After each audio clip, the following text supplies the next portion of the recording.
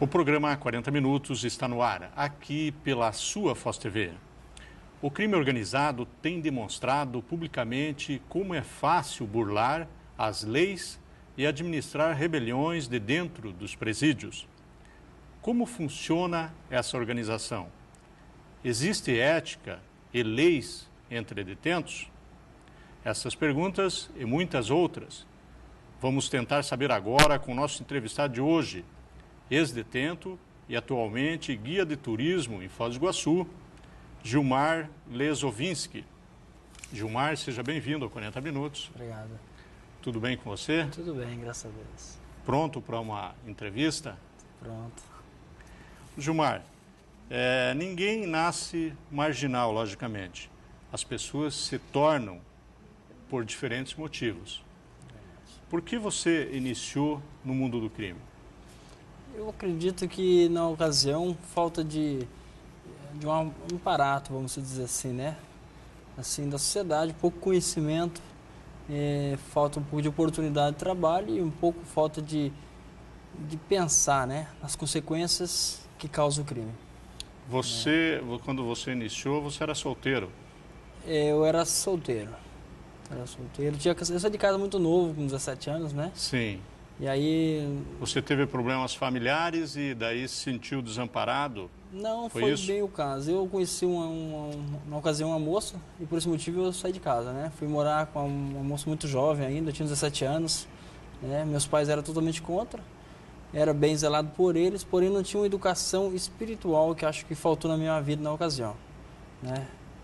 Eles não me levavam assim a ensinar o caminho que acho que todos os pais deveriam ensinar aos filhos, que é o caminho de Deus. E por que motivo você foi preso? Você foi preso em Foz do Iguaçu? Não, eu fui preso em São Paulo, Sorocaba. E por que motivo? Eu me envolvi com o mundo do tráfico de drogas, né? E na ocasião eu já era um dos quase chefe de uma grande quadrilha em Foz, né? Dominava um bom pedaço aqui, Brasil, Paraguai, Argentina. Né? E, na verdade, nós trabalhávamos muito no setor Argentina, mas aí algumas vezes nós íamos para o Brasil e nessa ocasião fui a São Paulo, Sorocaba, onde, né, hoje eu digo felizmente, né, porque foi muito bom para mim ter acontecido isso, né, onde nós fomos entregar um carregamento lá e fui preso na cidade de Sorocaba pela Polícia DENARC de São Paulo. Né? Você mexia só com tráfico de drogas ou também outras coisas? Na ocasião, só tráfico de drogas. Assaltos não faziam? Naquele momento eu não estava me envolvendo com um crime de armas, mas assim eu já tinha praticado muitos assaltos antes já. Você disse que já era quase chefe de uma quadrilha em Foz do Iguaçu? Exato, nós tínhamos alguns componentes que hoje a maioria estão mortos, hoje outros presos, né? Porque a vida do crime não vai longe, a verdade é essa, né? Eu sempre costumo dizer que tem dois destinos, né? Ou caixão ou cadeia, né? Eu tive uma experiência muito grande, o que é isso, e isso é uma verdade. Né? Então a gente dominava uma grande parte da cidade de Foz do Iguaçu e por causa disso o anseio, né, que quando eu fui preso em Sorocaba, eu tive um anseio muito grande pelo povo que hoje estão no crime ainda, né? Ou seja, o PCC, que é um dos maiores quadrilhas do Brasil, vamos dizer, muito respeitado no crime, né? Então eu tive assim até um amparato da parte deles, me ajudaram assim em partes jurídicas até para que eu viesse sair da prisão. Porque sendo eu, né, da fronteira, como sou um conhecimento muito grande, eu seria muito útil para eles, né? Sim, você foi preso em Sorocaba e daí já foi encaminhado para o presídio? Não, eu fui enviado a São Paulo, né, para o DENARC, porque foi o DENARC que investigava a nós há mais de um ano já, né? Nós éramos investigados pelo DENARC. E quando nós ficamos 10 dias no DENARC, depois voltamos a Sorocaba, onde fiquei 1 ano e 3 meses. Aí só assim eu fui depois para uma penitenciária de segurança máxima, na cidade de Getulina, onde fiquei mais 4 anos quase. Você ficou 4 anos em Getulina, um presídio de segurança máxima? Segurança máxima. E você ali dentro, você chegou a ter contato com o pessoal do PCC? Assim, a gente teve um envolvimento grande com eles, assim, e digo assim, em falar, porque logo que eu cheguei nessa penitenciária, ela ainda era nova, né? Mas logo eles começaram a dominar o território e eles, na verdade, são do crime, só que eles correm por um caminho correto, assim, dentro do crime, né? ou seja, assim, não gostam de covardia, não gostam de humilhação, eles são as pessoas bem coerentes nesse sentido. São pessoas que, se você conversar com eles, você não define. Existe hoje grandes homens respeitados na lei, inclusive juízes, advogados, que fazem parte da cúpula do PCC. Hoje existem juízes Sim. e advogados que Sim. fazem parte. Hoje podemos dizer Você fala isso baseado em quê?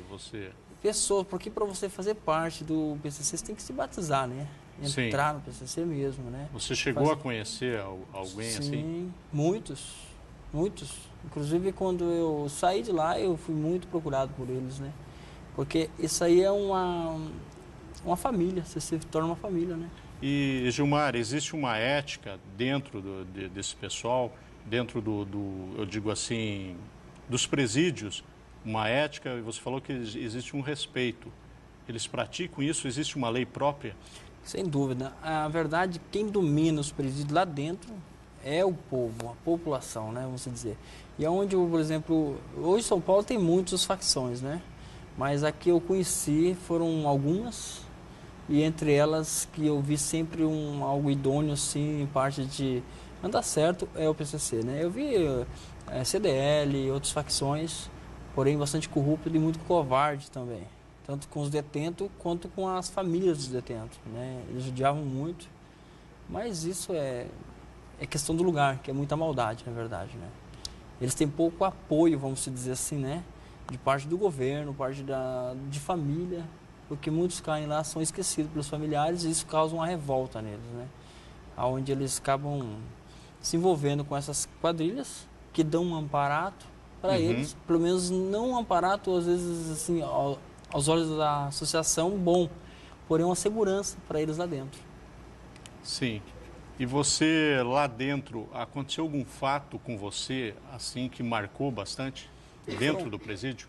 Foram vários fatos que, assim, quase destinou a minha vida, vamos dizer, né?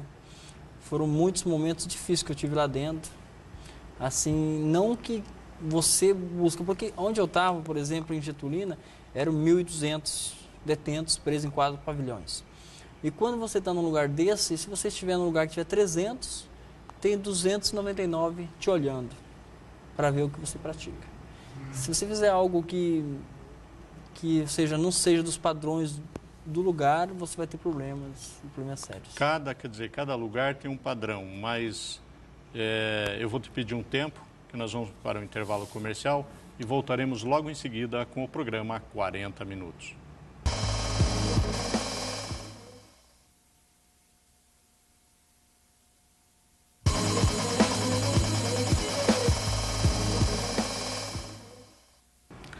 O programa 40 Minutos está de volta agora com seu segundo bloco, hoje entrevistando o ex-detento e guia de turismo em Foz do Iguaçu, Gilmar Lezovinski. Gilmar, enquanto você estava no presídio, você tentou alguma fuga? Isso já faz parte daquela pergunta que eu te fiz no bloco anterior, sobre relatos que aconteceram dentro do presídio. Correto. Eu tentei várias fugas, né? Eu sempre, lá em Sorocaba mesmo, foram várias tentativas, na verdade. E como eu coloquei no início do programa, eu, por ser conhecedor da fronteira, um conhecimento muito grande, uma semana que eu estava em Sorocaba já tive convites para fugir. Nossa, você é da fronteira, tem um conhecimento muito grande, e então vamos envolver você numa fuga, nós temos aí, você vai com a gente para a fronteira, nós precisamos de você lá. E eu estou eufórico, porque a última coisa que eu queria ficar é preso, ninguém quer, né? Sim. É um lugar muito sofrido mesmo, que só quem passou para saber, né? E então lá foram várias tentativas mesmo, e só que Deus tinha um projeto na minha vida, né? Muitas pessoas que talvez nos assistem agora pode duvidar daquilo que Deus pode fazer na vida de uma pessoa, mas Deus tinha um projeto na minha vida. Sim. Né? Como tem na vida de muitas pessoas, né?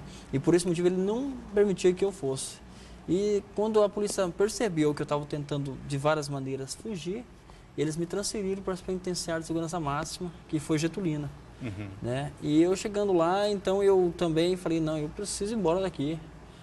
Na ocasião, né, eu já tinha 2 filhos, hoje 3, né? E a esposa também passando por uma dificuldade muito grande, que é o que acontece com as pessoas que estão presas, né? São desamparadas totalmente pela sociedade. Né? Eu vejo que os governos nossos hoje eles se preocupam em fazer cadeia e não escolas, né? Porque eu acho que se tivesse escolas e mais igreja, mais um amparato às igrejas, né? Eu acredito que menos criminosos haveriam, né? Sim. Então você não tem apoio nenhum. E por isso eu vivia num momento muito difícil da minha vida lá dentro, pensar mais na minha família do que em mim. E você chegou a tentar fugir alguma vez? Sim, nessa penitenciária de segurança máxima não havia nenhuma fuga até então que eu estava lá. A gente estava lá 1 ano e meio mais ou menos. Você foi o primeiro a fugir? Fomos o primeiro. Foi eu e um companheiro, né? Ele veio de uma comarca, a gente tinha uma comarca, uma cadeia pequena. E por ocasião ele trouxe uma pequena serra, coisa que era quase que impossível entrar lá, mas entrou. Entrou. E aí ele foi exatamente, era 32 celas, ele foi exatamente onde eu morava, na cela, né, no número 18, se não me fala a memória. E falou, olha que nós começamos a nos conversar e ele disse, eu falei, poxa, eu tenho vontade de ir embora desse lugar aqui. Ele falou, mas não é difícil. Eu falei, é difícil, mas a gente consegue. Pra gente fazer um planejamento, a gente consegue. Ele falou, eu tenho a serra. E foi quando a gente começou a elaborar. Né? Nós ficamos 3 meses, né, assim, de vigília nas guaritas, tudo, vendo como funcionava, marcava os horários que o guarda dormia, levantava. E até que um dia surgiu a oportunidade. E nós fomos então, mas eu digo felizmente, porque se eu tivesse ido na ocasião, hoje não estaria aqui com toda certeza. Né? Se eu tivesse conseguido o meu êxito, que era a fuga, né? Nós somos bem próximos, nós cortamos uma grade, né? Descemos a quadra, pulamos mais 2 muros, cortamos uma tela, e inclusive a Ronda ia passando, nós nos abaixamos, a Ronda passou, passaram 2 metros de nós, só que nós estava numa horta, tudo muito bem planejado, como eu falei para você. Então nós se cobrimos com o lençol verde, eles passaram, viram que era uma horta normal. A horta verde, o lençol verde, não Passamos perceberam. despercebido, fomos despercebidos. E então só tinha uma muralha, coisa de 2 metros mais ou menos. Eu já imaginava a rua, falei, agora estamos na rua. Porque o mais difícil já tinha acontecido. Nós tínhamos pulado 2 muralhas, uma grade, e a única ronda que tinha passado já. Sim. Aí eu falei, agora nós vamos embora. Mas quando nós passamos aquela grade que eu fui jogar, eles falam tia, né, que é a Tereza, que faz para o gancho que nós tínhamos feito com a carteira que nós quebramos lá. O ferro da carteira de escola. De escola. Exatamente. Nós Sim. quebramos ela, tiramos, pegamos linhas de bola, que costuram bola, e fizemos então o gancho para lançar. Quando nós encostamos no muro que eu fui lançar, acendeu a luz da polícia, da guarita, né? E eles começaram a atirar em nós, foram muitos tiros, porque ali é linha de tiro chamado, nem funcionário não pode andar ali. E te acertou algum tiro? Não, graças a Deus, Deus me livrou mesmo, porque foram vários tiros, eu só vi as balas passando assim, foram várias tentativas que eles atiram para matar mesmo, né? Porque se a gente consegue o nosso objetivo, os funcionários têm vários problemas, né? Eles são punidos, afastados e levantado sindicância sobre eles por facilitação de fuga, né?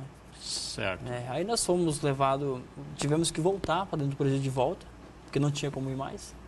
E aí vieram vários funcionários, coisa de 20, 30 funcionários, com canos de ferro enormes, né?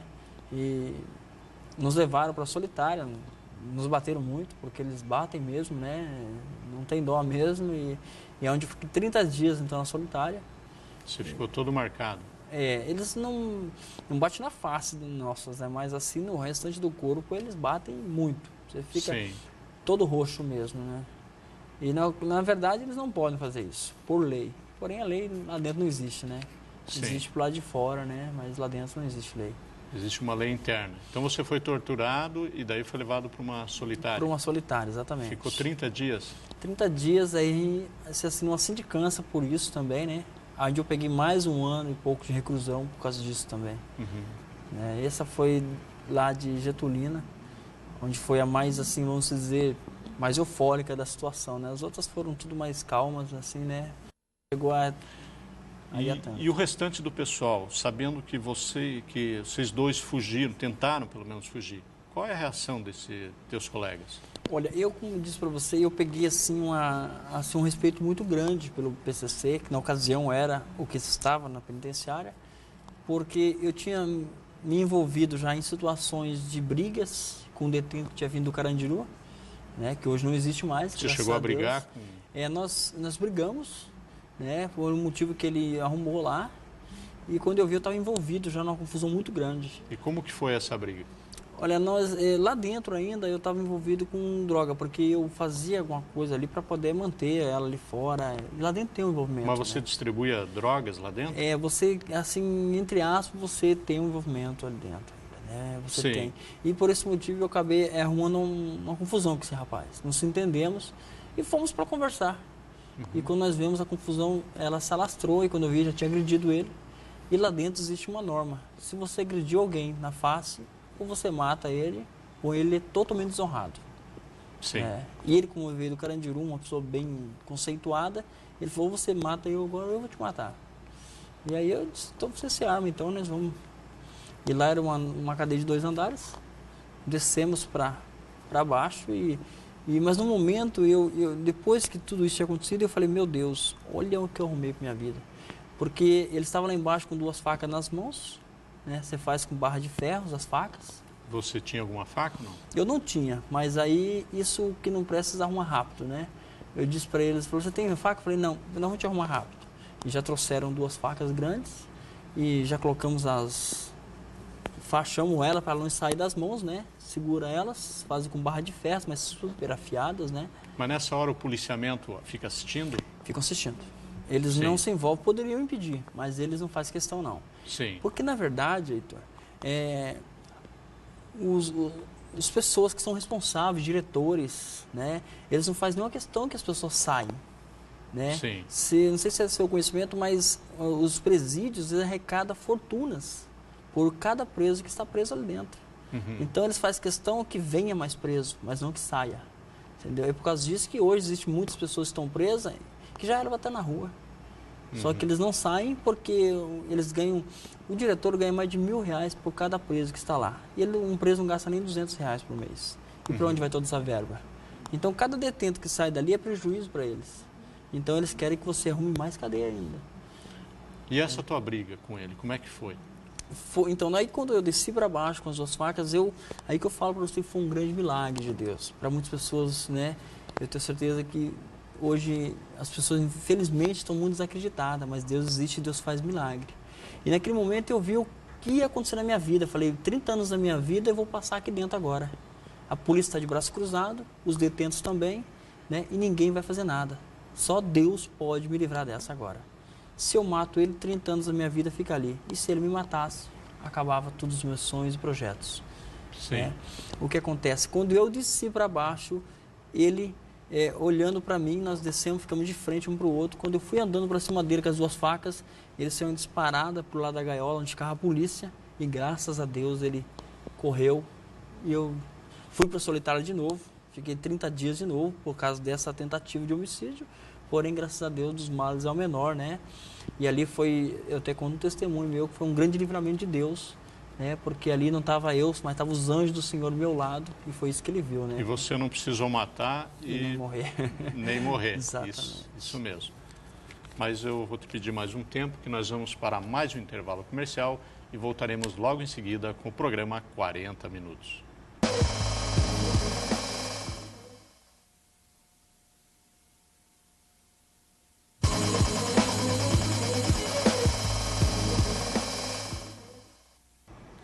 O programa 40 Minutos está de volta agora com o seu terceiro e último bloco, hoje entrevistando o ex-detento e guia de turismo em Foz do Iguaçu, Gilmar Lezovinski.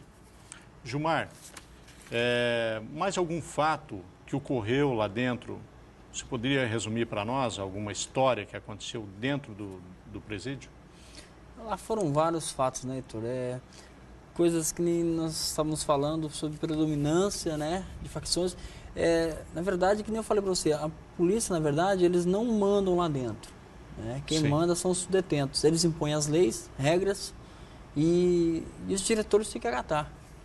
Né? Porque lá dentro quem manda, são os detentos. E eles são submissos a... Quer dizer, eles agem em alguns momentos ali, principalmente quando há rebeliões, né? Com certeza. Eles têm muitas vezes um certo amparato até dos próprios funcionários, né? Quando existe... Você há de convir que hoje existe em penitenciárias, hoje o celular é normal, né? Mas armas, né, costumam entrar e tudo isso é facilitação, né? E são pessoas que têm esse contato com eles e conseguem, né? E que nem se falava das facções, não são todos os detentos que fazem parte da facção. São selecionados os melhores. Sim. Né? Não são qualquer um. Às vezes aqui num lugar que a gente tiver 300, e mais ou menos uns 30 são da facção. Né? Só pega os melhores. Eles fazem uma... Você lá dentro diz que distribuía drogas. Como que essa droga chegava até você? Olha, essa droga ela chega de várias maneiras, depende do lugar que você está, se é comarca, se é penitenciária, né? A gente, como eu falei para você, a gente tem um favorecimento muito grande por parte dos próprios funcionários, que são corruptos, né? Sim. Que facilitam a entrada da droga, né? Essas são um dos meios que eles agem. Gilmar, você está fazendo revelações bastante sérias, que é lógico que muita gente já sabe, mas que também não sei se compromete diretamente o PCC. Você tem algum medo no momento? Não, medo não, porque são verdades, né? Que nem eu disse para você, o PCC hoje é um crime que deve ser respeitado pelo meio que eles trabalham, né? São pessoas que não oprimem, eles tiram de quem tem, né? E eles são um grupo que corre pela verdade. Eu sempre vejo eles mais ou menos como as Farc, né? Lá da Colômbia. Porém, as Farc né, conseguem um domínio maior. Um grupo revolucionário. Exatamente. Porque o objetivo do PCC é esse, né? É dominar, né? Porque eles não concordam com o governo que nós temos. E, na verdade, ninguém concorda, né? E depois que você saiu do presídio, veio para Foz do Iguaçu, o PCC te procurou, fez alguma proposta? Sim, várias vezes, porque, que nem eu falei para você, para sair lá dentro foram eles que me ajudaram, porque eu não tinha nenhum recurso financeiro, né? E foram eles que me pagaram advogados para que eu pudesse sair, né? E então eu tive várias procuras, vários contatos, que eles queriam me pôr como um chefe responsável da fronteira aqui, né? Pelo conhecimento que eu tinha, né? Então era bastante viável para ele. Porque nós sabemos que Foz do Iguaçu hoje é uma fronteira, um lugar muito respeitado pela beleza natural que tem, uma cidade turística, porém tem esse lado do bandidismo, que é drogas, armas, né?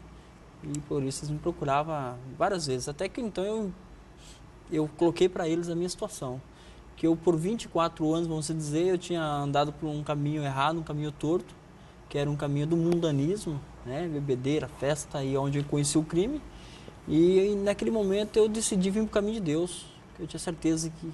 E eu falei, já conheci esses anos todos o caminho do mundo, eu quero conhecer Deus, todo mundo fala que é bom, que liberta, que abençoa, eu quero conhecer. E eu conheci, foi maravilhoso, tem sido abençoado até hoje. E quando eu coloquei isso para eles, eles respeitaram e graças a Deus, então eles não me procuraram mais. E eles te tratam com respeito e hoje existe um tentáculo do PCC aqui na Tríplice Fronteira sobre outro comando. Exato, é porque o PCC ele tem se estendido pelo Brasil afora, né? Sim. Eles têm se estendido e onde eles vão, eles formam grupos. Porque onde chega um que seja do PCC, ele se enraiza e ele começa a atrair mais, batizar mais pessoas. Eu vejo você, uma pessoa, por exemplo, uma pessoa que tem condições, uma pessoa inteligente, sábia, que só pegam pessoas de qualidades, vamos dizer assim, né? E como que é esse batismo? Esse batismo você assina normas, hoje deve ter mais ou menos 10 normas que você tem que cumpri-las, né? Mas existe documento? Você chega a assinar algum documento? Sim, você assina um documento e você não pode sair mais. Sim.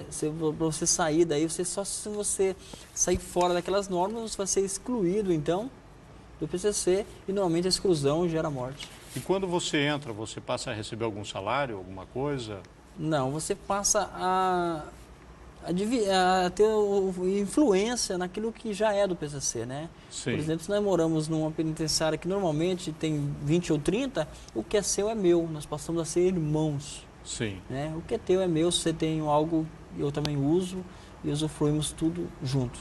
Então, e você paga alguma coisa, como você falou, é uma espécie de uma sociedade? Exatamente. Na ocasião que eu estava lá, era R$25 quando você estava dentro do presídio e R$500 quando estava fora.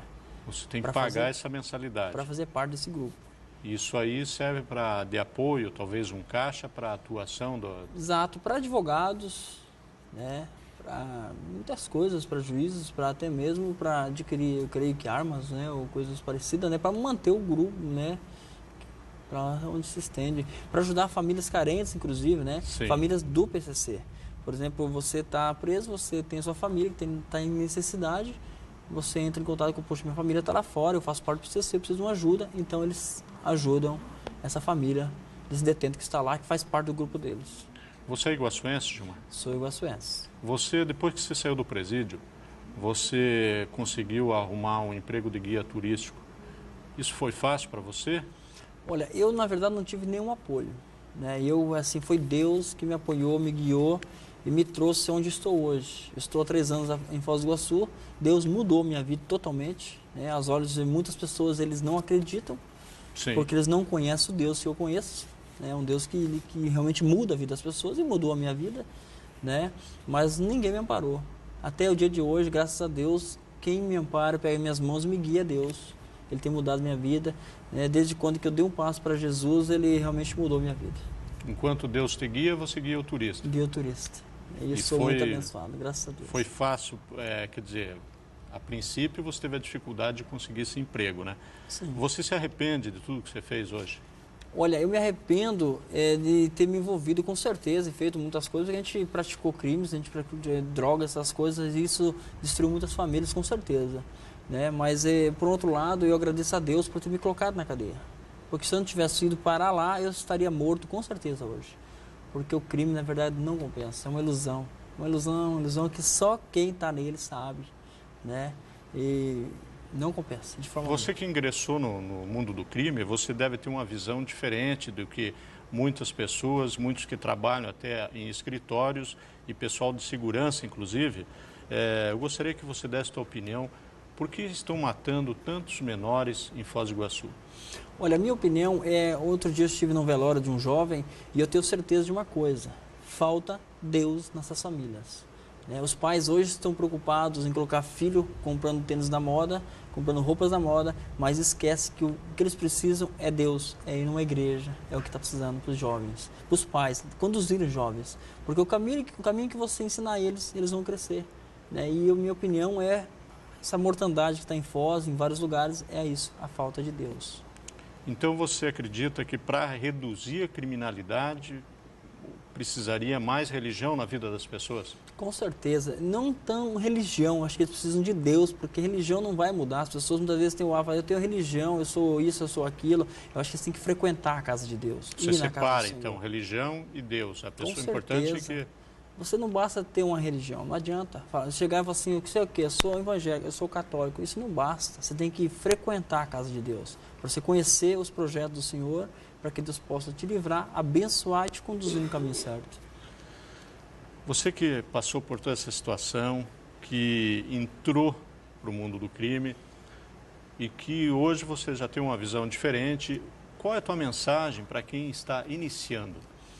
Olha, é uma mensagem que eu queria muito que essas pessoas que estão ouvindo isso levassem a sério. Porque eu quero dizer que quem trouxe eu nesse programa foi Deus. Sabe? Para você que está iniciando, eu falo para você que é um caminho que não vale a pena. É um caminho que sem volta muitas vezes. Porque você sai para praticar um roubo ou um tráfico, você não sabe se você volta para casa ou não, e normalmente não volta. Ou você parte para um cemitério e quando você dizia do jovem, eles faltam um Deus. Sem Deus, o Satanás ele conduz eles ao crime, às drogas, né? E por fim ceifa a vida deles. Então você que está iniciando no crime, nas drogas, sai fora, que o seu fim é cadeia ou caixão, com toda certeza. Gilmar, nós estamos chegando ao final do programa. Uma última pergunta, você durante esse período chegou a pensar em suicídio? Olha, eu não cheguei a pensar, mas cheguei ao extremo da minha vida, porque o grande erro das pessoas hoje, Heitor, é quando um parente, filho ou parente cai na cadeia, ele é esquecido lá dentro. Isso é um mal muito grande. As pessoas muitas vezes não escrevem uma carta para saber como ele está, desampara totalmente. Está preso, não presta. E é uma mentira da sociedade. Porque muitas pessoas são regeneradas lá dentro, elas mudam, elas se arrependem e elas querem um apoio da família. Então você que nos assiste, se tiver alguém que quer ajude, dê uma oportunidade, mande uma Bíblia lá, fale de Deus para ele, porque as pessoas precisam de ajuda. E está aí você como um exemplo. Com certeza. Eu e como muitos outros que tiveram a oportunidade de sair fora de volta. Porque muitos se suicidam lá dentro, se matam por falta de um apoio da família, falta de alguém que os ampare, que os dê uma luz. Poxa, tem uma esperança ainda. Muitos fazem isso. Eu vi várias mortes lá dentro, várias mortes. Gilmar, agradeço a entrevista. Tá? Maravilha, eu agradeço. E muito também. sucesso para você. Muito obrigado. E o programa 40 Minutos termina aqui. Obrigado pela teleaudiência e um teleabraço para você.